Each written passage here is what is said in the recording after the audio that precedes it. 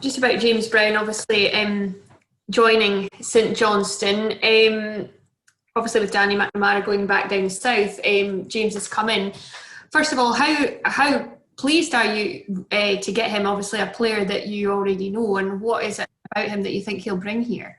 It's just a funny one because both of them were also down the road, and James probably trained majority of the time with the first team, and Danny was sort of he was away on loan at the time when I was there, and he came back into training. So I knew of both of them, and probably would have taken both of them, either of them. I obviously took Danny first because James was more involved with the first team, and it just came about with Gary that he's wanted to recall Danny, and I just said, "Can I get James?" And he went, "Yeah." So it was a pretty good deal. It was pretty stress-free, well, sort of stress-free. So it was one of those deals where I was really happy to get James up. Knew of his qualities. Slightly different player from Danny. He's got a really good use of the ball, a lot of good qualities.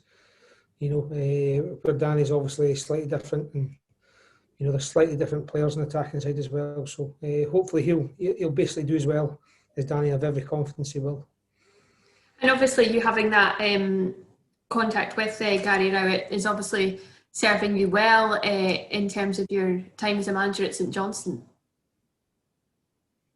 Yeah, definitely. I think it's contacts down the road is sometimes helpful. I think it's also helpful that I've been down the road and worked in there for a few years, so sort of know the players as well. To try and get people up is difficult.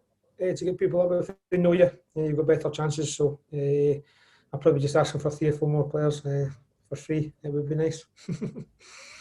How difficult a time is it for managers and clubs to bring in players in the transfer market? Because obviously with the COVID restrictions in terms of players moving around and that sort of thing, have you found it more difficult to be able to bring players in because maybe players don't want to leave their families and they don't know when they're going to get to go back and that sort of thing? I think probably for me it's probably difficult. It's also first time sort of being in position. Basically getting players on trial is very difficult. I look at players, I think there's not that many games to watch. You can't really go and watch games, especially down in England.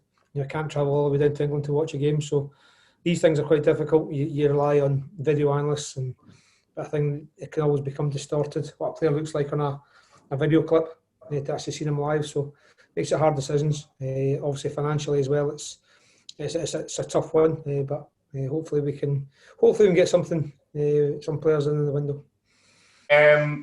Looking at the side's current form, a couple of draws back to back, going into this Saturday's game, are the positives you can take from the last couple of matches? Probably the last 3 matches, really. I think we should have taken something out of every game, probably 3 points in a few of them. So for me, the attitude from the players has been brilliant. I think 70 minutes against Ross County and 90 minutes against Hamilton, we should score 3 or 4 goals at least and not concede any. So for me, that's the positives. The attitude of the players, was excellent, and I think the level of performance was high. We just need to turn that into goals to get the results, and get something we searched for all season, and we'll continue to do it. Went through a wee spell where we did it, and we got results, and I believe we'll do it again. Yeah. What little tweaks you maybe need to make to the style of play, tactics, or whatever, to start getting the ball in the net more, and to importantly string a few wins together? I wouldn't tell you that because that'll probably be my secret against Dundee United on Saturday. So we're always working hard on little things. Little types of formation, what we do, far out the pitch, etc. So hopefully it'll come to fruition this Saturday against Dundee United. Yeah, a Tayside derby at Tannadice, always one to look forward to, minus the fans, of course, but still a great fixture. It's a great fixture. Again, I think it was my first game when I got here, and I think StJohnstone supporters love that game because I always remember big crowds going. So yeah, it's gutted they're not there, but again, it's a big game for us anyway. No matter if it's Dundee United or Ross County or Aberdeen, they're all big games now. And as you look to climb up the table, is it just a case of keep your focus on yourselves and pick off the teams above you one by one? I think it's focus on that. It's an old cliche, but it's every game. You need to take every game. You need to work hard in every game and make sure you apply yourselves and give yourself an opportunity to win the game. I think that's probably the most pleasing thing. Even though the games have lost lately, barring sending offs, I think we've basically been competing games in all games apart from Rangers. We should have taken something from the game. So I think we carry on that and we'll get the results from it. Of course, yeah. Just what do you expect from the game against Dundee United? I mean, they're a very well drilled, set up side, very solid defensively. Yeah, definitely. I think it's exactly the same. I think they'll probably come and have a little go at us as well. So I think it'll be quite an entertaining game, this one. So you've seen them set up and they defend really well. But I think they'll probably want to try and win the game against us. So I can see them coming out and having a go. It might be a bit more open than the last game. And just briefly, team news.